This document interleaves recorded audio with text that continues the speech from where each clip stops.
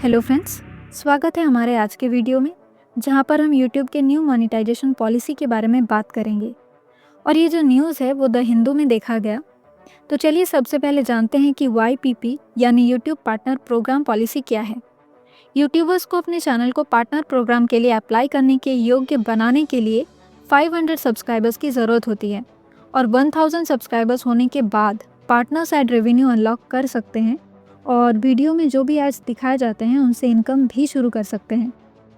Actually ये एक तरीका है जिससे कि कंपनी इंश्योर करती है कि जो हाई क्वालिटी कंटेंट मेकर्स हैं उनके एफर्ट्स के लिए उन्हें रिवॉर्ड दिया जाए।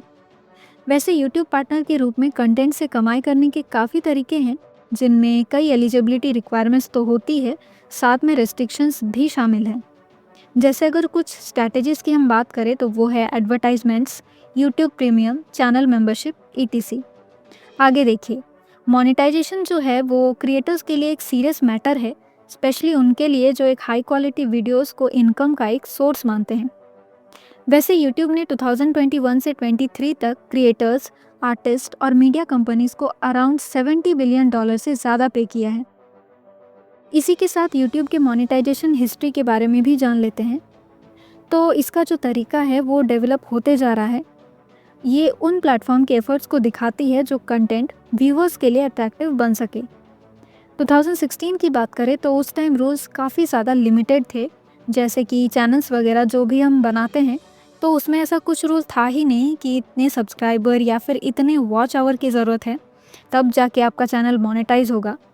उस टाइम तुरंत चैनल बना, फिर धीरे धीरे मोनेटाइज भी हो गया। और जो ये फेसलेस चैनल्स या कोई लो एफर्ट कंटेंट्स थे उनको भी अलाउ किया जाता था। फिर 2018 में एक इम्पॉर्टेंट चेंज आया कि 1000 सब्सक्राइबर्स और 4000 वॉच आवर ज़रूरी है। इससे क्या हो रहा था कि उन चैनल्स को इम्पोर्टेंस मिल रहा था जो सच में जेन्युइन ऑडियंस बना सके। कई चैनल्स को तो मोनेटाइज भी किया गया। फिर 2019 में कुछ चैनल्स थे जिनको डीमोनेटाइज किया गया, जैसे कुछ रेन ड्रॉप साउंड या फिर कोई नॉइस वाले चैनल्स थे, और रीज़न ये था कि उनको नॉन ट्रांसफॉर्मेटिव माना जाता था। यूएस कॉपीराइट लॉ के अकॉर्डिंग ट्रांसफॉर्मेटिव यूज़ एक तरह का तो फेयर यूज़ है ही, जिसमें ओरिजिनल कंटेंट होता है और कुछ नया भी क्रिएट होता है। इसके बाद 2020 तक यूट्यूब ने उन चैनल्स पर भी एक्शन लिया जो रेडिट स्टोरीज को पढ़ने के लिए robotic text to speech voices का यूज़ करते थे। और ये हिस्टोरिकल ट्रेंड जुलाई 2025 पॉलिसी चेंज में पीक पर होगी। इसका उद्देश्य उस कंटेंट को बेटर आइडेंटिफाई करना है जो रिपीटेडली और सोर्स कंटेंट को मीनिंगफुली ट्रांसफॉर्म करने में फेल हो रहा है।